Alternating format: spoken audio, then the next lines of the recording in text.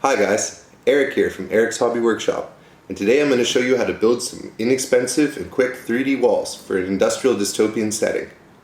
Let's get to it!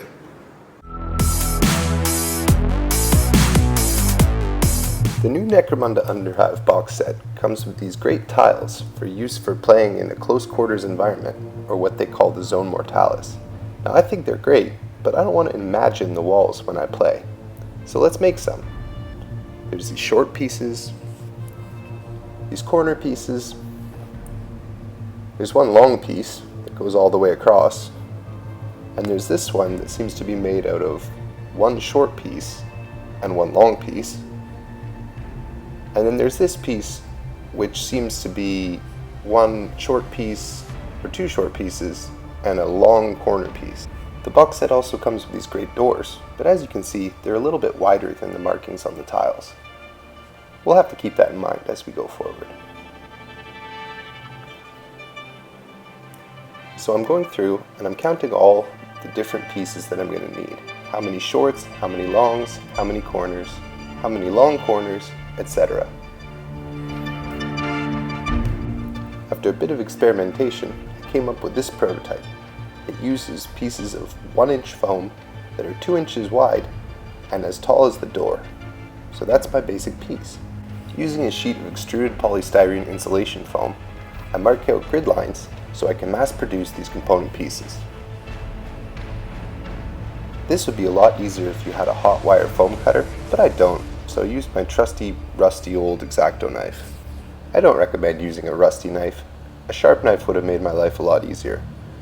But I was anxious to get this done, so that's what I used. I first scored the foam several times before cutting all the way through, which allowed me to make fewer, longer cuts. I then broke up all the pieces from the final remaining little bit of foam holding them together, put them all in a bin for easy access, and got to work constructing them. I used white glue, checking against the height of the door to make sure I was on the right track. I pushed toothpicks in at various angles with the back of my X-Acto blade to create reinforcement and stop the glue from sliding in the joints. This helped to ensure they were rock solid by the time the glue had dried.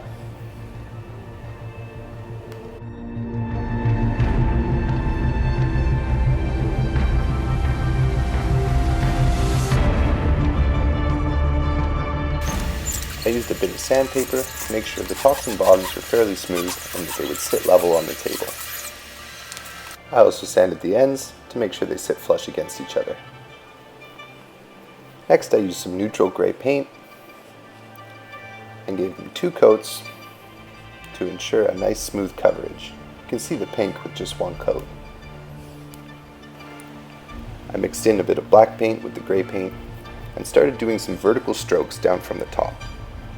I added this drippy, weathering sort of effect, and wherever I felt there was too much paint, I just smudged it around with my fingers, which added to the grimy sort of concrete feel I was going for.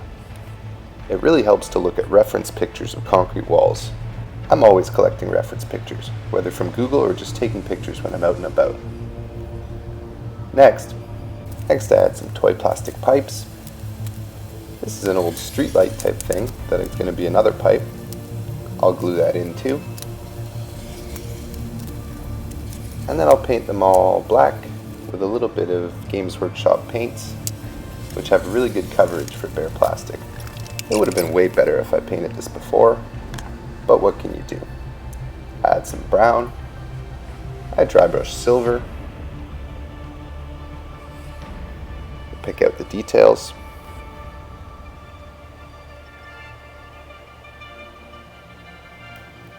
And then I'm going to add some rust effects using brown, red, and yellow, just because I don't have an orange paint.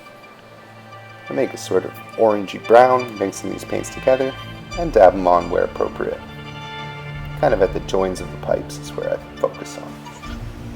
Next I'll do a streak of brown under wherever the rusted metal touches the wall, and then with a bit of watery orange, I'll finish the rust streak effect, which I think looks great. I'm going to make a little console, so using this plastic gas station thing,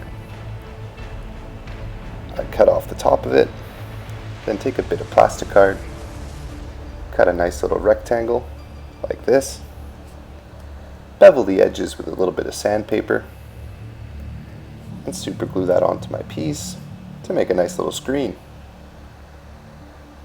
Then I'm going to cut some of this thin plastic rod, make some little buttons. A few little slices will do it. I grab those with the tip of my X-Acto knife and super glue them on. Looking pretty cool.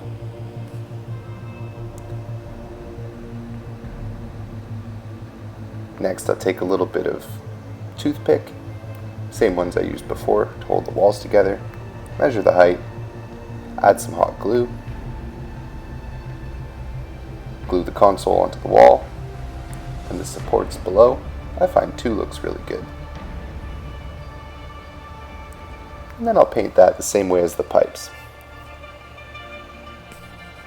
with a little bit of black, brown, silver, bit of rust, and then let's do the screen. I use a couple different colors of green for this. Start with the Caliban green, which is a dark forest green, then add a little bit of lighter green in the bottom left corner. I'm basically getting lighter as I go towards that bottom left corner to simulate the screen effect. By the time I'm in the bottom left, it's quite a bright little highlight of green. Next, I'll use some watered down paint that's white to do some sort of text on the screen. Cool. Then I'll do a blue button and a red button. And that adds quite a lot of detail with not too much effort. Nice little console. I imagine this activates a door, or it could be an alarm, or it could be anything that you want. Next, I'm going to use some red and brown mixed together to make some blood splatters. You got to mix in the brown because blood gets a little bit more brown as it dries. We don't want it to look like paint. A little more. That looks good. Something gruesome happened there. I'll do a few more of these. This one will be a little lower, a little less blood. Bam! Bam! Bam! Yeah, there was a gunfight around here. Bam! Bam! Nice. A little bit of gore, but not too much. Next, we'll add some cracks. Just do them however you want them. Again, this helps to use reference pictures. I'm using just a sharp edge of a pencil because it puts the gray in the cracks already, which saves a little bit of time, as long as you don't go too deep and reveal some pink. Some spider webbing looking at cracks like this really add a lot of detail without too much effort at all. Next, I'll use a little bit of white scar. I'm just going to paint the bottom edge of the cracks. I'll also add a few drips. It seems like mineral deposits tend to seep through these sort of cracks, and this really adds a lot of realism and detail. A few lines to indicate mineral seepage gives an even more convincing concrete effect with that white paint. There we go. Some pretty realistic corridors without too much effort at all. This will keep you from having to use your imagination when playing a Zone Mortalis game for Warhammer 40,000, Necromunda, or any other type of game that uses a corridor system like this. You could alternatively carve them with sort of dungeon-looking masonry, but that would take a lot more effort. And I find these concrete ones look pretty cool for the setting I'm going for right now. If you liked this video, please leave a comment, like, share, and subscribe. And stay tuned because I'm going to have a whole lot more cool videos coming up soon. I know it was a little while since my last video, but I'm going to get them out at a better rate from here on out. If you don't play any games that are in a corridor-like setting like this, you could also do this, stacking the pieces up and putting a panel on the top to make a great bunker-like structure for something like Warhammer 40,000 or a Sector Mechanicus battle. Thanks for tuning in, and we'll see you next time on the Eric's Hobby Workshop.